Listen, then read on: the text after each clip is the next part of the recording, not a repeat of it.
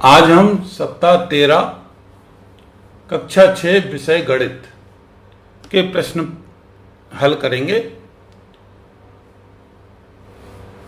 प्रश्न इस प्रकार हैं। इसमें कक्षा 4 के भी प्रश्न पूछे जा सकते हैं, कक्षा 6 के प्रश्न भी पूछे जा सकते हैं, कक्षा 5 के भी प्रश्न पूछे जा सकते हैं।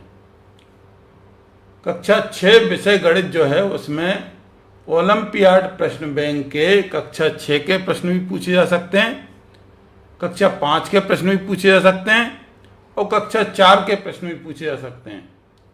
तो इसमें सप्ताह 13 में जो प्रश्न है वो सबसे पहले कक्षा 4 का प्रश्न है। ये 4 बटे लिखे हुए हैं, मतलब ये कक्षा 4 का प्रश्न है और 66वें नंबर का प्रश्न है।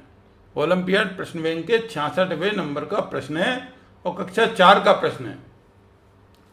वह इस प्रकार है कि पहली घड़ी में दिखाए गए समय एवं दूसरी घड़ी में दिखाए गए समय में कितना अंतर है। देखिए ये पहली घड़ी है, देखिए ये पहली घड़ी है, ये दूसरी घड़ी है, दोनों में कितने का अंतर है ये हमें पूछ रहे हैं इसमें। और हमें इन 4 ऑप्शन में से एक सही ऑप्शन का चयन करना है, सही ऑप्शन पर राइट का निशान लगाना है। पहली घड़ी है, इसमें कितने बज रहे हैं, दूसरी घड़ी है, इसमें कितने बज रहे हैं, दोनों में कितने मिनट का अंतर है या सेकंड का अंतर है। सेकंड का अंतर इसलिए संभव नहीं है कि इसमें ये बड़ा वाला कांटा 12 पर है, छोटा वाला कांटा 9 पर है। तो घड़ी का कांटा छोटा वाला 9 पर है, बड़ा 12 पर है, तो निश्चित है कि यह 9 बज रहे हैं। अब ये 9 बज रहे हैं, दूसरी घड़ी में हमारा छोटा वाला कांटा 1 और 2 के बीच में है। दिखाई दे रहा है ना सबको, छोटा वाला कांटा 1 और 2 के बीच में है और बड़ा वाला कांटा 6 पर है। यदि ये 12 पर होता और छोटा वाला कांटा 1 पर होता तो हमारा 1 बज रहा होता, लेकिन ये 1 और 2 के बीच में छोटा वाला कांटा और बड़ा वाला कांटा 6 पर है, मतलब ये 1 और 2 के बीच में मतलब 1:30 बज रहा है, मतलब 1:30 यहाँ पर हो रहे हैं। यहाँ 9 बज रहे हैं, यहाँ 1:30 बज रहा है, मतलब 1:30।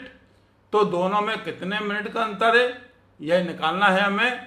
तो सबसे पहले हम यहीं से शुरू करेंगे कि यदि ये 9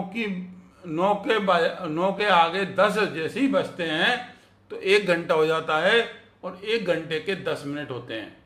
तो देखिए 60 मिनट होते हैं, 1 घंटे के 60 मिनट होते हैं। तो ये 9 है, 9 से जैसे ही 10 बजे 1 घंटा हो गया, 60 मिनट हो गए। तो ये 60 मिनट हमने लिख लिए।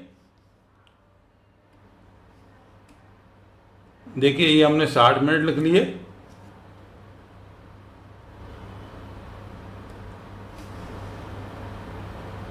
ठीक है, इसको मिटा देते हैं 1 मिनट। देखिए दोबारा ये 60 मिनट लिख लिए। इसके बाद 10 के बाद जैसे ही 11 बजते हैं फिर हम 60 मिनट और लिख लेंगे। फिर 11 के बाद 12 बजते हैं फिर 60 मिनट और लिख लेंगे। 12 के बाद जैसे ही 1 बजता है, मतलब ये वाला कांटा छोटा वाला 1 पर आता है और बड़ा वाला 12 पर आता है जैसे ही, तो फिर 1 बजेगा। तो 12 के बाद जैसे ही 1 बजता है फिर 60 मिनट और लिख लेंगे हम। और 1 बजने के बाद ये छोटा वाला कांटा तो बीच में आया 1 और 2 के, लेकिन बड़ा वाला 6 पर आ गया। तो यहाँ 1:30 बज गया, मतलब आधा घंटा और हो गया, मतलब 1:30, मतलब 30 मिनट और हो गए। तो 4 घंटे तो हमारे यहाँ से हो गए। 9 से 10, 10 से 11, 9 से 10 1 घंटा, 10 से 11 2, 11 से 12 3 घंटे और 12 से 1 4 घंटे। और फिर 1 के बाद आधा चला है, मतलब आधा घंटा और है, तो 30 मिनट और हो गए। और इनको हम जैसे ही जोड़ेंगे तो हमारा आंसर आ जाएगा 0 तो 0 0 और 6 और 6 12, 6 18, 6 24 और 3 27, 270 मिनट इसमें होंगे। इसी में यदि अगर वो घंटे में पूछा होता तो 4 घंटे और 30 मिनट हमारा समय आता है इसका आंसर, लेकिन हमें मिनट में है मिनट में आंसर बताना है, क्योंकि हमारे ऑप्शन जो है वो मिनट में है, इसलिए हमने इसको मिनट में निकाला। तो 270 मिनट हमारा इसका आंसर सही होगा। अब क्या करते हैं, अब अगला प्रश्न देखते हैं। अगला प्रश्न है प्रश्न क्रमांक 79 और कक्षा 4 का ही प्रश्न है। ये 4 लिखा हुआ है, मतलब कक्षा 4 का प्रश्न है, 79 नंबर का है। क्या प्रश्न है? अनस रिक्शों से एक दिन में कुल 1050 रुपए कमाता है। क्वेश्चन समझ आया? अनस रिक्शों से एक दिन में कुल 1050 रुपए कमाता है, मतलब उसके पास रिक्शे हैं और एक रिक्शे से उसे 70 रुपए मिलते हैं। तो उसके पास कुल कितने रिक्शे होंगे? अब यहां पर अनस जो है वो रिक्शों से पैसे कमा रहा है। कितने रिक्शे हैं? एक से 70 रुपए कमाता है। तो अब हम बच्चे को कैसे समझ आएगा, आपको कैसे समझ आएगा कि ये इसमें गुणा करना है, भाग करना है, या जोड़ या घटाव कुछ भी? तो हम एक सिंपल सा उदाहरण ले लेते हैं कि यदि एक बच्चे के पास 40 रुपए हैं और 10 रुपए में एक टॉफी आती है, 10 रुपए उसको मिलते हैं, उसके पास टॉफी है। यदि एक टॉफी की कीमत 10 रुपए है और उसके पास 40 रुपए हैं, उसके पास 40 रुपए हैं और एक टॉफी की कीमत 10 रुपए है, तो कितनी टॉफी आएंगी? तो वो समझ जाएगा कि 40 में हमें 10 का भाग देना है। तो 10 चौके 40, हमारा आंसर 4 आ जाएगा। दोबारा समझ लें इसको कि एक बच्चे के पास 40 रुपए है और एक टॉफी 10 रुपए की आती है, तो 40 रुपए में कितनी टॉफी आएंगी? तो ऐसे ही उस बच्चे को समझाया जा सकता है कि एक रिक्शे से उसे 70 रुपए मिलते हैं, तो 1050 रुपए टोटल उसको मिलना है। तो 1050 रुपए मिलना है, तो कितने रिक्शे हैं उसके पास? तो क्या करेंगे अपन? 1050 रुपए में 70 का भाग दे देंगे। 70 का क्या करेंगे? भाग देंगे। भाग के लिए नीचे लिखा अपन ने, तो ये 0 से 0 कट जाता है भाग में, बटे में, और 7 से इसको काटेंगे, 7 से भाग देंगे। क्योंकि 6वीं क्लास का बच्चा है, भाग देना उसे आता है, तो 105 में 7 का भाग देना बता देंगे। 7 एकम 7, और जहां बचा 3 35, और 7 पंजे 35। तो यहां पर हमारा आंसर आ जाएगा 15 रिक्शे।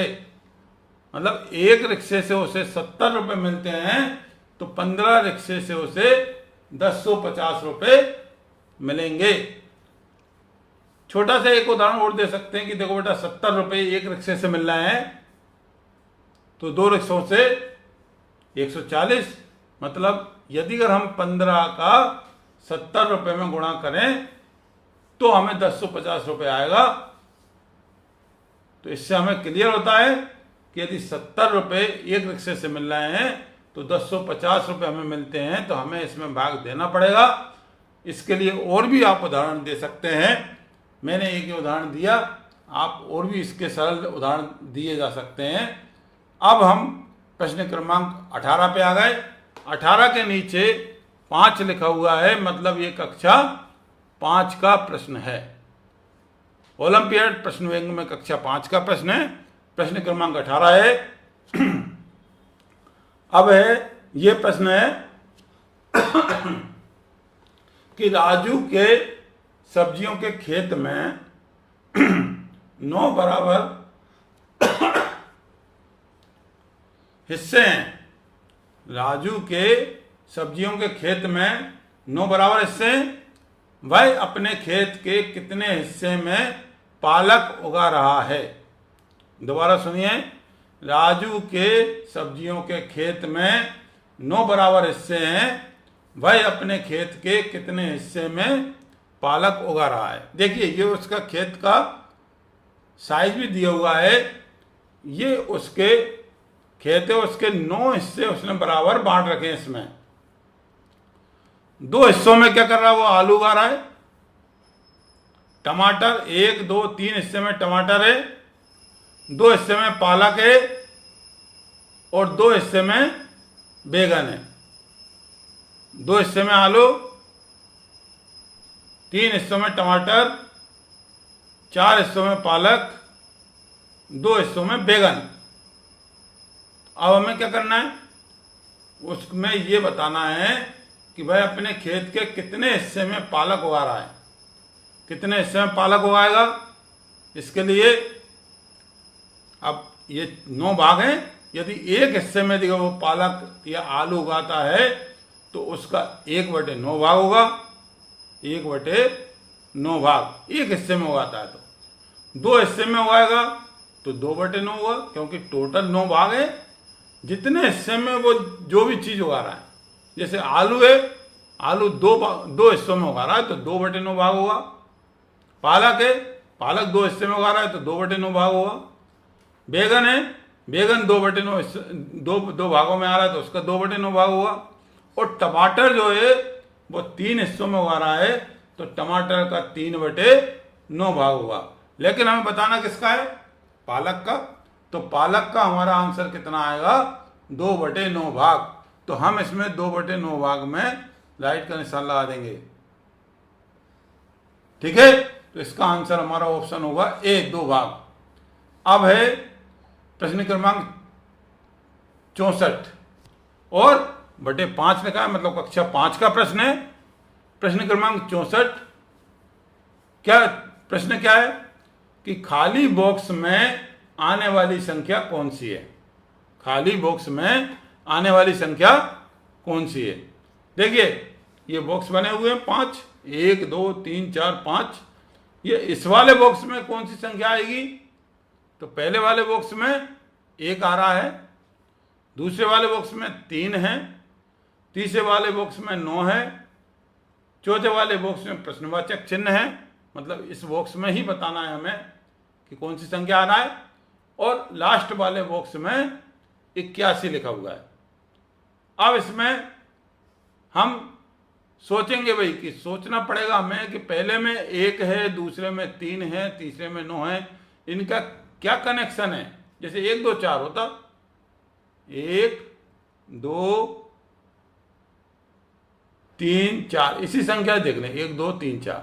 मतलब ये बढ़ते हुए क्रम में है, 1 के बाद 2 आ रहा है, 2 के बाद 3 आ रहा है, 3 के बाद 4 आ रहा है। मतलब 1 1 जुड़ता जा रहा है। इसी में यदि 2 4 6 8 होता तो हमें समझ आता कि भाई 2 का पहाड़ा पड़ा जा रहा है, हर बार 2 2 जोड़ा जा रहा है। ऐसे 3 6 9 होता तो मतलब 3 3 हर एक में जोड़ा जा रहा है। लेकिन इसमें 1 3 9 है, मतलब 3 का कनेक्शन तो है इसमें कहीं, 3 का तो है, 3 का तो समझ आ रहा है कि भाई इसमें 3 का है, लेकिन 3 का हो क्या रहा है।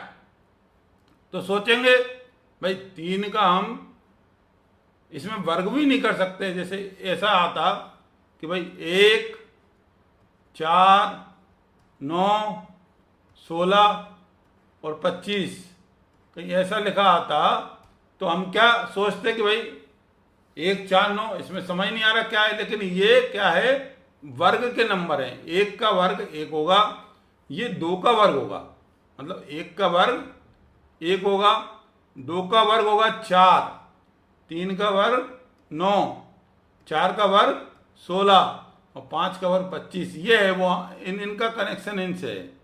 इन दोनों का कनेक्शन है, 1 का वर्ग 1, 2 का वर्ग 4, 3 का वर्ग 9, 4 का वर्ग 16, 5 का वर्ग 25। मतलब इनका एक संख्या का 2 बार गुणा करने पर ये आ रहा है। जैसे 1 का 2 बार गुणा करोगे 1 1 1, 2 का 2 बार गुणा करोगे 2 दूनी 4, 3 का 3 बार गुणा करोगे 3 3 का 9, और 4 का 4 बार गुणा करोगे तो 4 चौको 16, और 5 का 5 बार गुणा करोगे 5 25। मतलब 5 का 2 बार गुणा करना है, 2 घात है इसमें।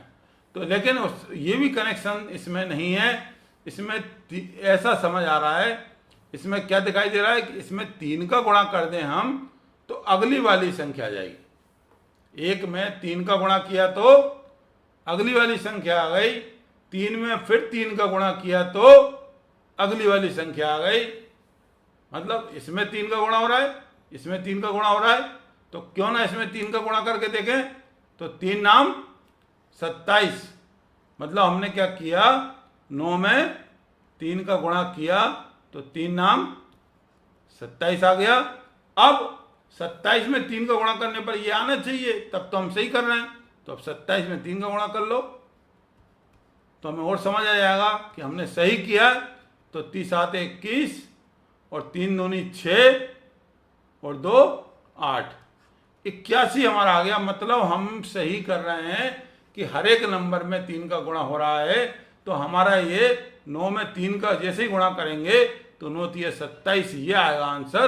तो हम 27 पर इस ऑप्शन को सही का निशान लगा देंगे और ये वाला ऑप्शन हमारा सही होगा। इस प्रकार ये चारों प्रश्नों के उत्तर हमने इसमें दे दिए हैं और आपको समझ आ जाएंगे 99%। इसमें से आपको जो भी अच्छी चीज लगे आप ग्रहण करें। धन्यवाद।